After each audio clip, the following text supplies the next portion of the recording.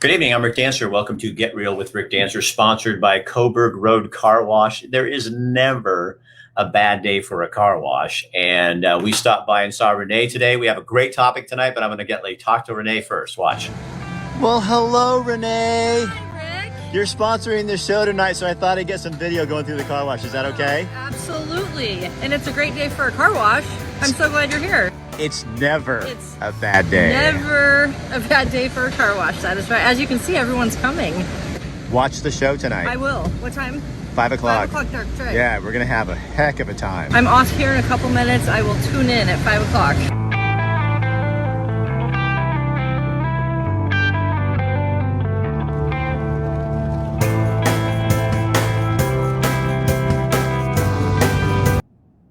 Tonight, hi, welcome back. We are here and we have a great topic tonight. I'm really excited about this because in Oregon, all you have to do is talk about moving the border walls and the lines of Oregon, and people start getting, oh, you can't change my state. You can't change my state. I find it really interesting in one degree that we're really innovative when it comes to being the first state with a bottle bill, but we still don't have liquor at our grocery stores, and you still can't pump your own gas. Oh, God. So now we talk about doing this, and it's like, no, stop, you can't do it. It's an idea, and it's an idea that is getting steam.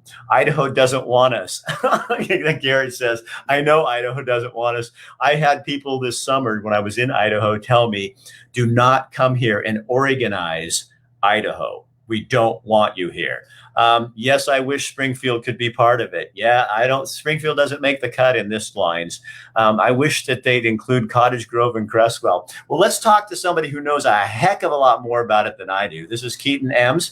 He's with Move Oregon's Border, which is basically greateridaho.org. The organization kind of promoting this and working on it really hard. So Keaton, welcome. Thanks, Rick. Thanks for having me. Happy to answer any questions, dispel any concerns, and just get this conversation going.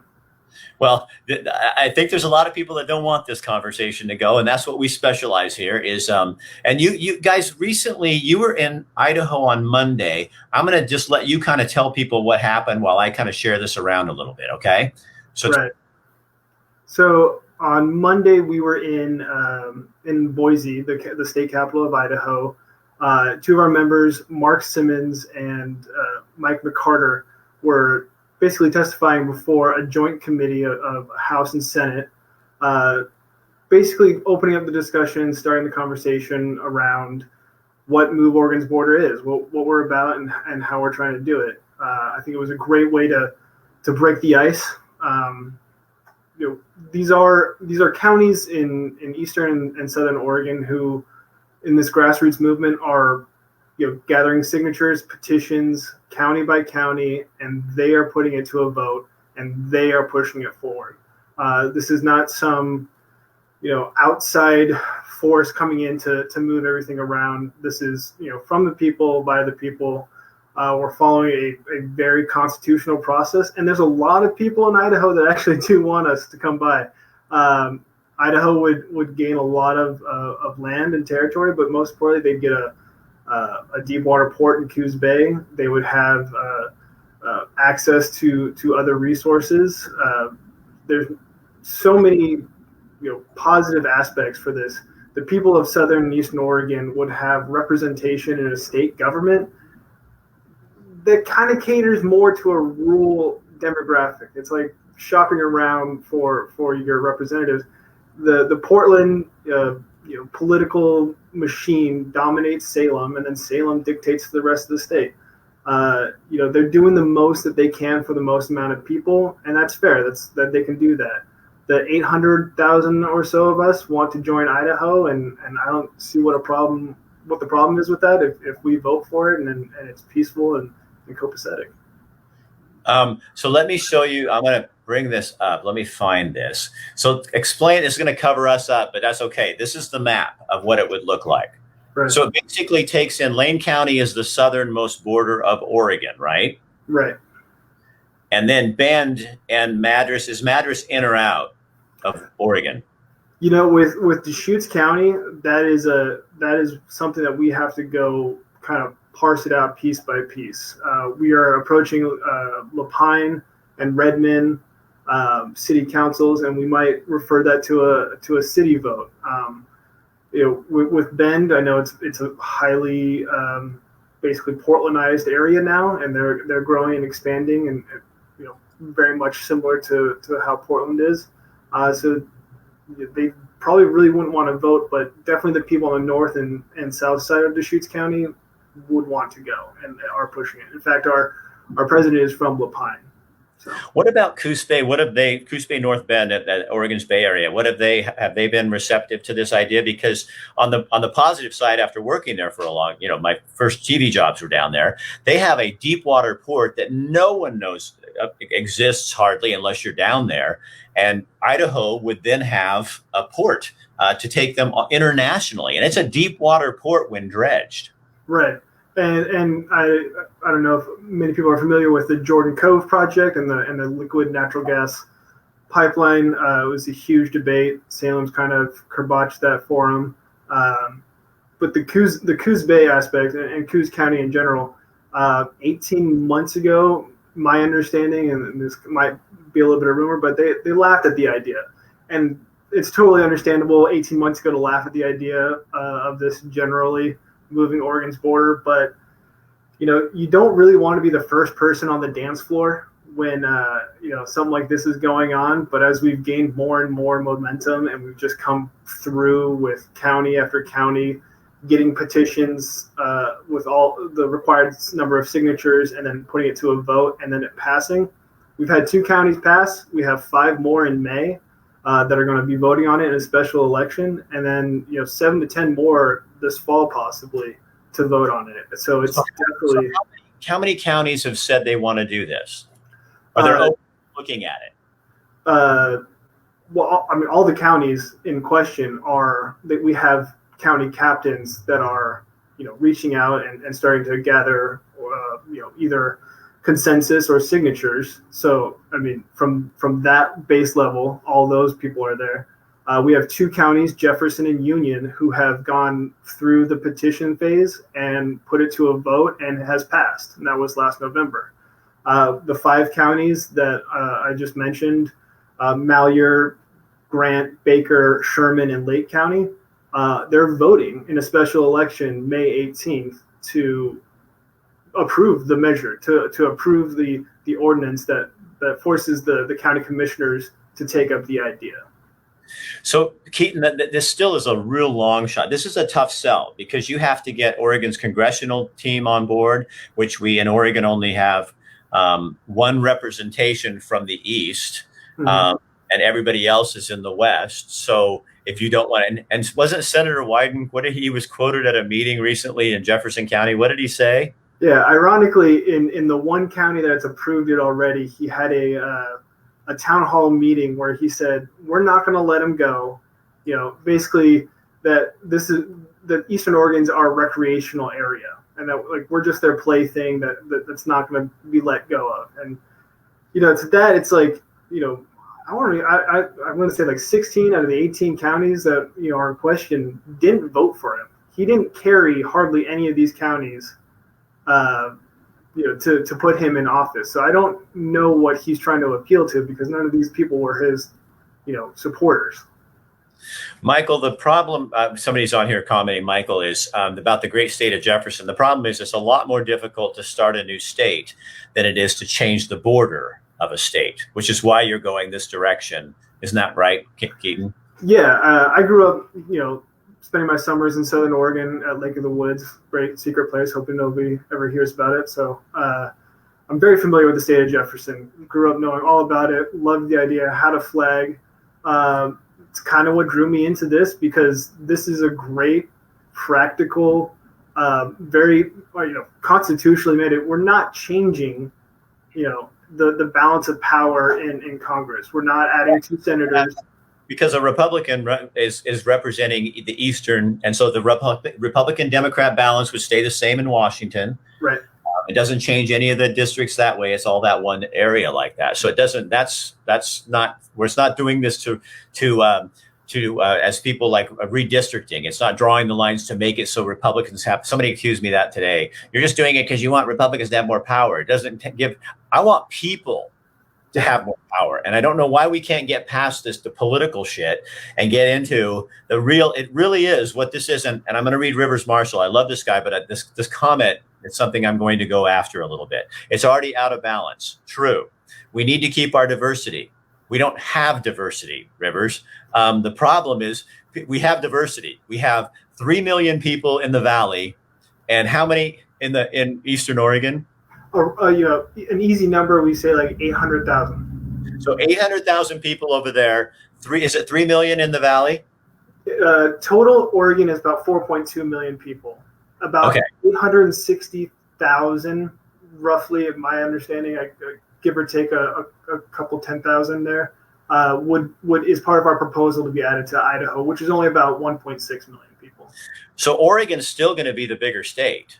Oh, for sure. And think about what we just had with the census. We're supposed to add a congressional seat. And where is that going to go? So Rivers, again, I'm sorry I'm picking on you, but this is like the problem. Because then you said we need more diversity. Well, you can't have diversity when you have 3 or 3.5 million people speaking for over 800,000. And then you said we need to reach out to those who think differently and work hard fighting for those things which are important to you. Eastern Oregon has been reaching out and fighting and trying to get a voice in this state for 25 years. And nobody's listening, because what happens is the Valley dweller people say, you can't leave here. So even in this conversation, you're saying you don't have, not you, Rivers, but I've had comments today. You're saying you guys don't have a say. We're keeping Oregon the way we are. It's because you have the voice and they don't. Well, I wish every person who says that would go to Eastern Oregon, go in, and don't go to Bend. That's not Eastern Oregon. I mean to Burns. And you go to French Glen, and you go to the Diamond Hotel, and you hit Rome, Oregon, and Jordan Valley, and you ask those people, are you part of Oregon? And they'll tell you, no, we are part of Idaho. We look to Idaho for our value. So it's not, you can't, they've already been talking till they're blue in the face. And I'm sorry, Rivers, I'm not meaning to pick on you, but this is a really touchy issue for me, because I ran for office. I went to those places, which my opponent didn't. And I heard those people's cry, and they are so done with us. It's not even funny. And so here we are again, because we have the population base telling them what they need to do. That's what we need to stop doing. Yeah. Where I would like to see the checks and balances. All the Supreme Court justices for the state of Oregon have been appointed by Democrats. Democrats control the Senate, the House, now the Secretary of State's office, and the governorship. Where is the representation? Where's that balance? So how's that? It says, I wonder how the representation can be more balanced. You'd have to have more representatives over there. So they need more, and it's based on population. Mm-hmm. And that isn't going to probably change. That's a lot harder to change, I would guess, than the boundary. Yeah, I mean, that's kind of, the direct democracy aspect has always been kind of a contentious issue, because 51% can take away the rights of 49. Well, in this case, it's what, 3.6 million versus 800,000. We're never going to win in a democracy, and it's not really, besides the issue of conservative, Republican, or Democrat, liberal, whatever it is. I mean, there's still Democrats and liberals who live in these southern and eastern parts of Oregon who are also not invited to the table to discuss the issues that affect, their communities. Salem is dominated by Portland politicians that all of the things go back to Portland and come from Portland. So they're left by the wayside, and they're frustrated too. Well, that's the other thing too, is I think people assume that these are all Republican, counties and stuff. And I think when I was running, there's a lot of Democrats. They're old time Democrats, but they're so tired of the current administration, not Democrat or Republican, but not being heard. They're voting against that. Yeah. So it doesn't mean they believe Republican ideals, or that they wave that, they don't wear their, flag scarves and flag earrings and all that stuff. These are people who are looking for somebody to listen to them, and they've been doing this for over 30 years, and no one's listening to them. So, yeah, good questions. River Nymph, I would love to be part of Idaho, but what would happen to our EMS state of Oregon license? I don't, I don't know what that I don't know what that means. It's a nonpartisan issue. It's a matter of people not being heard a majority of the geographical area of Oregon. James Williams, exactly. And if we keep doing this, somebody already blamed me all day today. This is just a bunch of Republicans trying to do this. If we have that attitude, it's the same thing. You're not taking into consideration that these are human beings. I'm not saying the line should be drawn. For 20 years, I've been saying we need to be listening to rural Oregon and letting them have a voice. That hasn't happened. Now they're desperate, and this is where it's going.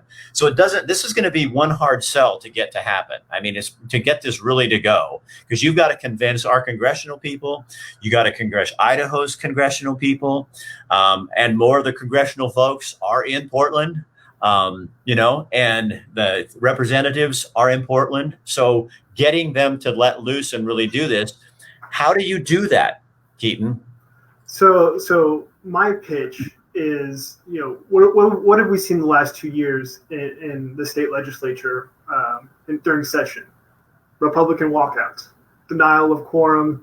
Nobody votes on anything. Nothing can get done. A complete standstill. That is not a sustainable way to legislate in this state. The policies that they walked out for, cap and trade, banning diesel now is coming up again. These are things that would greatly just destroy these communities and have no regard. They're pushed forward by people with no regard for what the consequences would be. So moving our representation to a state government who caters to more rural communities, the kitchen table issues, schooling, school choice, taxes, a more realistic minimum wage, all of these things that are so, like, we could all find bipartisanship on, between these people in rural and southern Oregon, Democrat, Republican, if we were allowed to have that conversation. But the conversation is dominated by representatives that are so far to the left and hold the positions of leadership in the legislature that, hey, if you want to go do all those progressive radical left things, go do it. You rule Portland the way you want to do it. If you want to defund the police, have at it. We already have issues where it's like police take a sheriff takes 45 minutes to an hour to respond to anything in these rural counties. That's why I need to have my Second Amendment right to defend myself if something were to happen. We can't depend on the policies that would come out of Portland. So if they want to go do it, they can go do it. Leave us alone. You won't have us denying quorum anymore. You won't have us raising a racket or doing anything. You can just have at it. So River says conservative and rural people in the west of the Cascades do rely on the influence of Eastern Oregon. I think it's just important for people of like mind who live west to influence their neighbors to see things differently. I think that people are just tired of, I think people are tired. Honestly, I think people are tired of the radical left and the radical right. A radical right is no better than the radical left. I think they're both dangerous. And what most Oregonians, I think, are looking for, at least in the statewide, is a place where we compromise. And I think what they feel like is that the Valley owns the message and there's nothing they can do. We can't get a compromise when you have a super majority in the legislature right now. And every single seat is now a Democrat at the top. That's not a balance of power. So how are they ever going to get heard in that conversation? I think and it's okay to have this conversation. I mean, that's the problem is people bully and stop us from talking about this, but maybe we don't want Oregon to change. Who knows? But we're having the conversation and we're looking at something. And what we should be getting out of this, in my opinion, is to hear they aren't feeling listened to. And then you can go, oh, well, we hear them. No. They're not feeling listened to. Their values are not represented by the West. So how do we change that?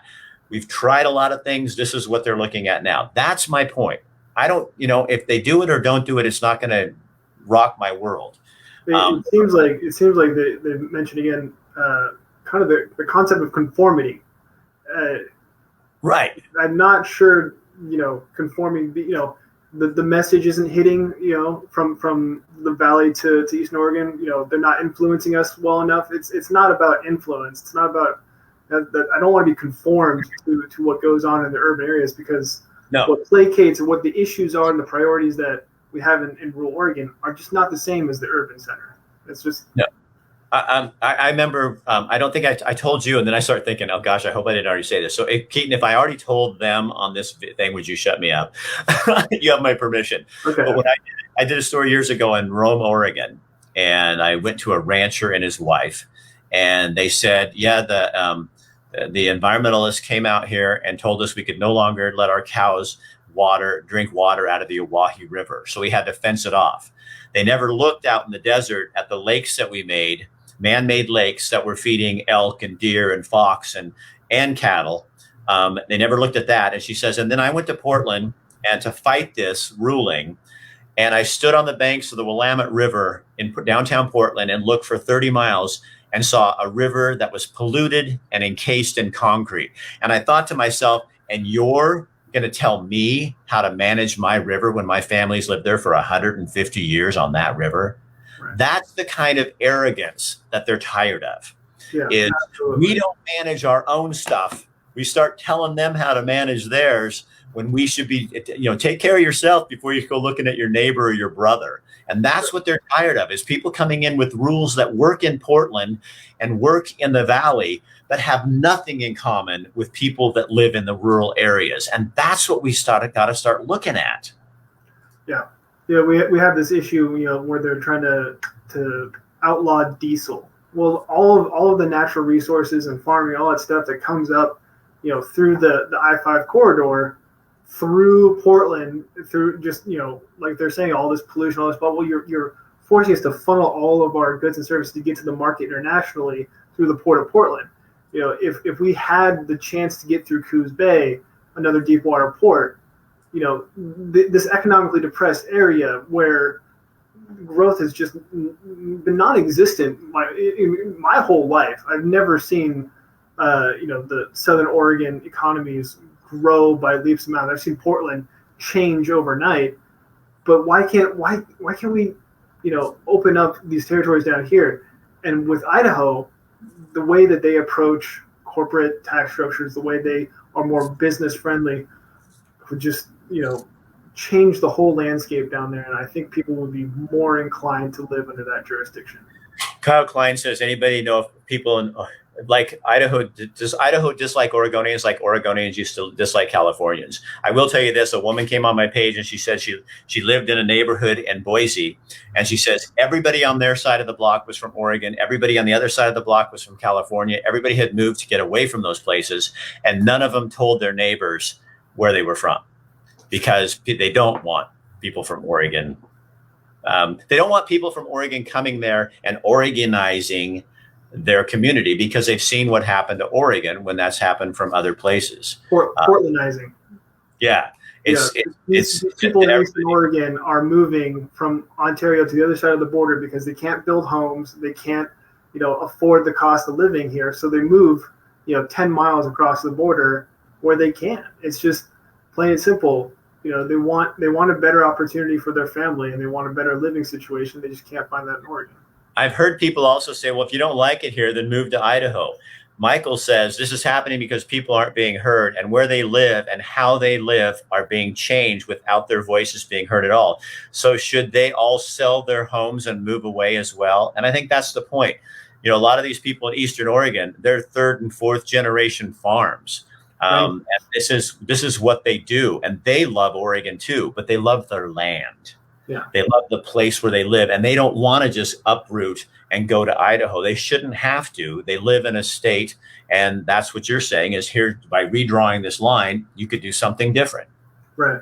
It's like when the Rajneesh came to Oregon in Antelope.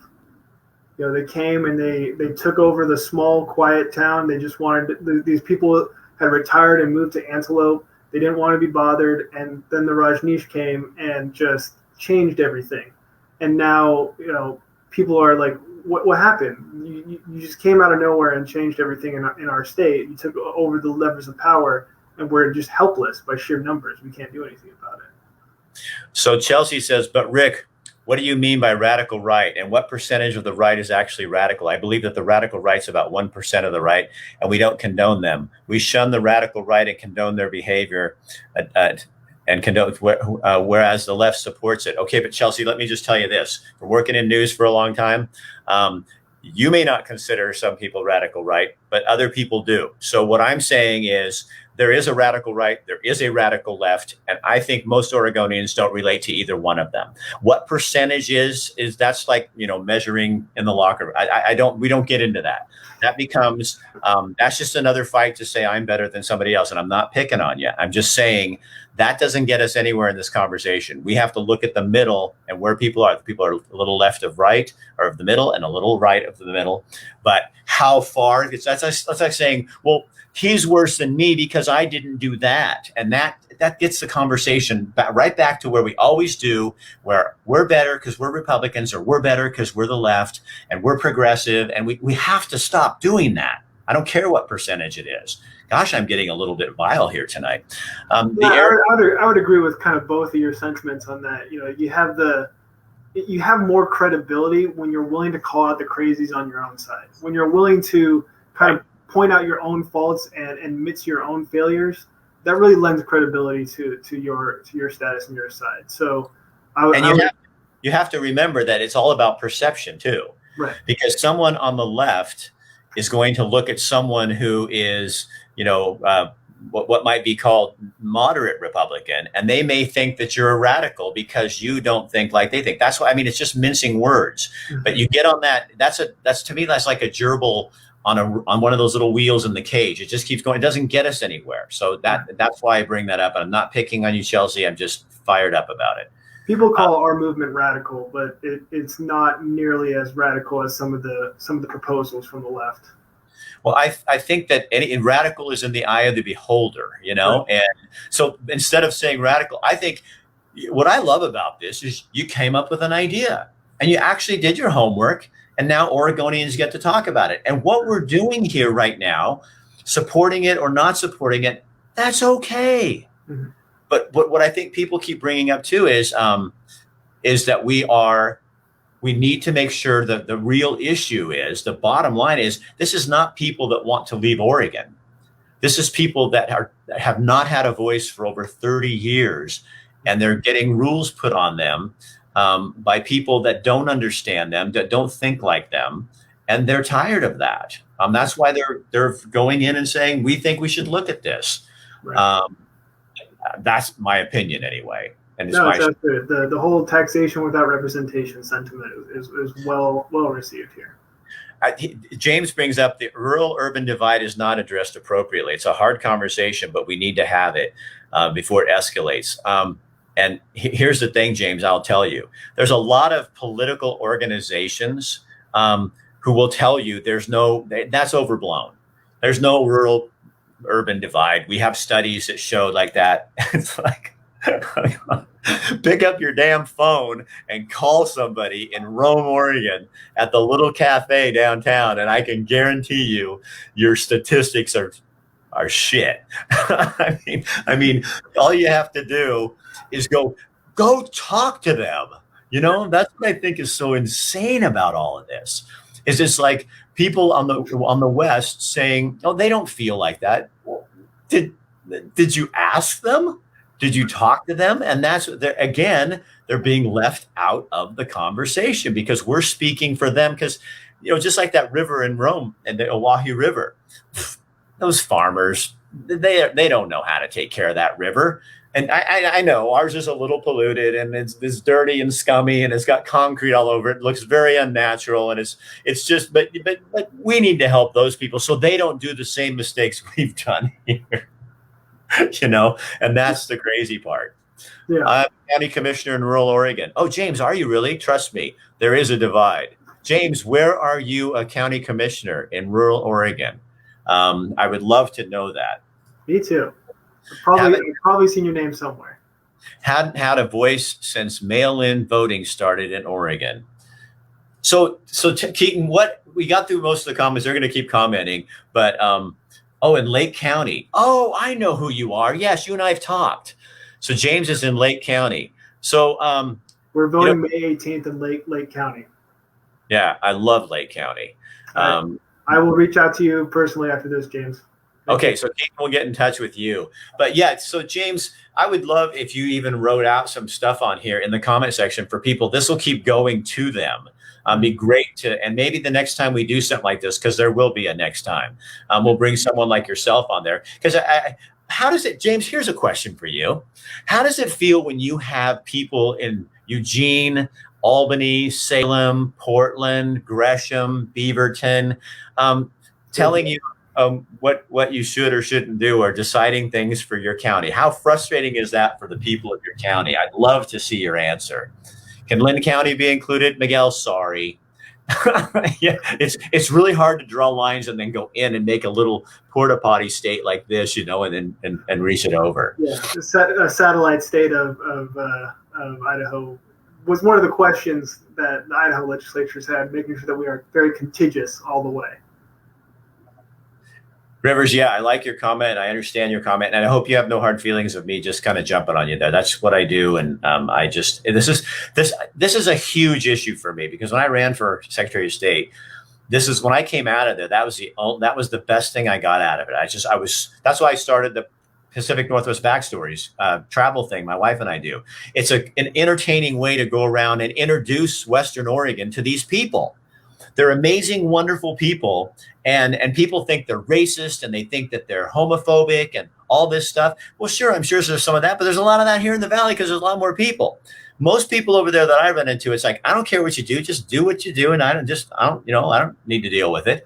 And I talked to a black man in rural Idaho, and he says, I'm the only black guy here. And he says, and they treat me really well, and I have a really strong voice because they listen to me, because we have relationship. So you go to these small towns and we have this perception of what we think they are because one person called us something. When as a people, that's like saying everybody in Idaho is this because somebody said this to me. That isn't fair. That's like saying that people do that to me all the time. I hate that. When the way in which our senators were voted into office went to be popular vote, there was a big shift in power for people. Yeah, I think that was the 17th Amendment. Senators used to be elected by the state legislator, so the state legislators had more power from the people up, instead of the direct vote from the people to the U.S. senators. Yeah, I've wondered about that too. Kyle, no, I can't run for Oregon governor. I've said, quite honestly, I've said fuck too many times on the air. Every time I throw one out, it's another opportunity to crush that political career. My wife goes, why do you do that? I said, because then I know I can never be tempted to do this. Because, of course, anymore, I think that would make you a great candidate if you're just willing to be yourself. But anyway, and I did that. I ran. I saw how people in Oregon they just wanted somebody that was going to do something for them. And I'm not a very good yes guy. I don't do that very well. I kind of do go with my gut. Okay, so here's James. We're going to read this. It's very frustrating. I ask him to come visit Lake County all the time before they start forming opinions about the people who live here. In all fairness, though, there are really good people in Western Oregon and in urban areas as well, and try very hard to do the right thing. I've spent a lot of time in Salem and in the metro area. I have family there, but it doesn't change the fact that people are not being heard or represented appropriately, and he means in Eastern Oregon. James, I couldn't agree more. Yeah, and I'm not, and I'm Kyle writes, well, fuck that. Yeah, and you guys, please don't take it I'm beating up on urban Oregon. I am urban Oregon. I just have family that started in Baker. My genes go into Eastern Oregon, but I was raised here, so I have urban attitudes too. And the only reason I can do this and say it with conviction the way I do is because I do go there. For 25 years, I've been going over there as a news guy doing stories on rural Oregon. And so I do go there. I went to Steens Mountain when they forced them to make that into a monument, and they traded the farmer who I recently met back there, 2 million acres of land for, a few $100,000. And people back here in urban Oregon said, well, what a great deal. Until you go see that the 2 million acres was a bunch of frickin' sagebrush, and the land that he owned and got from his family is pristine, beautiful farmland in this canyon that was exquisite. and he traded it for a bunch of shit. So if somebody comes into your house and says, hey, you know what? You got a $400,000 home. We're going to put you over here in this $150,000 ranch house, but we're going to give you 12 of them, but you got to give up your big home. Then you tell me how that's fair to somebody to do that. And that happens in rural Oregon all the time. I think that's a pretty big sentiment that we want to key in on, is that we have no hard feelings towards the representatives that represent rural or that represent urban Oregon and the Valley. They're in a utilitarian fashion. They're representing the most amount of people and doing the most good for them, and more. They have more power, more respect to them. Let us just go find a relative easier representation somewhere else. Well, that's why this is a really palatable idea, because it does leave. I mean, this is the good news in this, which I don't understand why people don't get that. There is a very certain attitude in the Valley of Oregon, and so let that be represented. And more power to them. And that's I love that. If that's what you believe and that's what you want, that's great. But when you have 800,000 people and the majority of the land in Oregon that is not on that same page, then why shouldn't they have the same thing that you get? And that's really what it is. It's in fairness. It's saying these people, and here with, to Wyden's comment about this is our playground. I go to Idaho and Montana and play in their playground all the time. It doesn't have to, no, I can't go there. I'm an Oregonian. I don't go to Idaho or Montana. That's just weird. It's making it fair. So yes, there should be this state of Oregon, and this is what they want to focus on and believe. Then more power to them. And that's awesome. They can still come visit. They can still come, but give a chance to be in like mind with a group of people like themselves as well. And that's what you're really asking for. Yeah. That land trade-off is like forcing a woman to have sex and then leaving monetary compensation on the way out. Okay. How about cleaning up voter fraud first? Yeah, this is a different issue. So if people could opt out, the idea is very palatable. I would vote for it if included our city. All right. Hey, Keaton, thank you so much. And thanks for getting me riled. I haven't done that in a long time. That's kind of fun. But I just like the fact that you guys are doing this and you're coming up with an idea.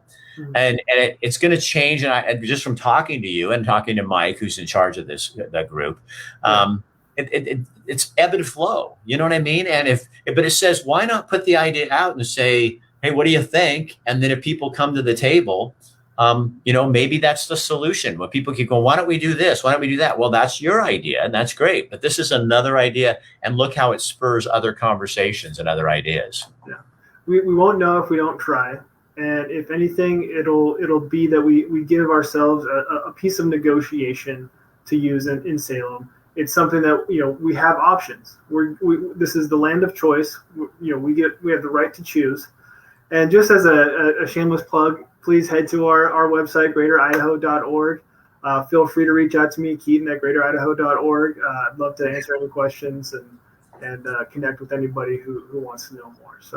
So yeah, you guys get involved, and and if you and even I know, Keaton, just from talking to you, that even if you're opposed to this, tell them why, because then maybe there's a way they can refunnel this or change this, to be part of that conversation. This isn't just about people that support it.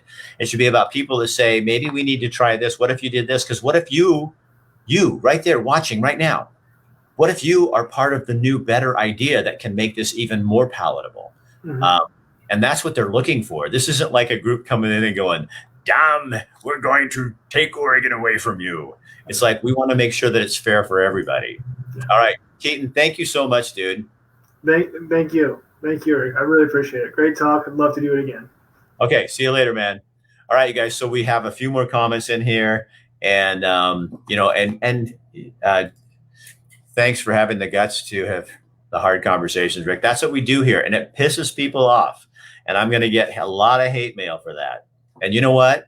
I'm done walking on eggshells. I'm a native Oregonian, and if you moved here, then you're a native Oregonian too. I don't play the game of native, but you know what? I don't like where my state's going. I don't like it when it silences people, and I don't like it when just one side gets to own the conversation, and when people bully people and don't let them have a part of the conversation. And you travel to rural Oregon and you sit down and you talk to those people before you judge them, and you ask them questions, and quit making up rules that impact their lives in ways you don't even know because you don't live their lifestyle. And that's why I think this idea is, to me, it's a great idea, because it's putting people with like-minded people, which is what a district should do.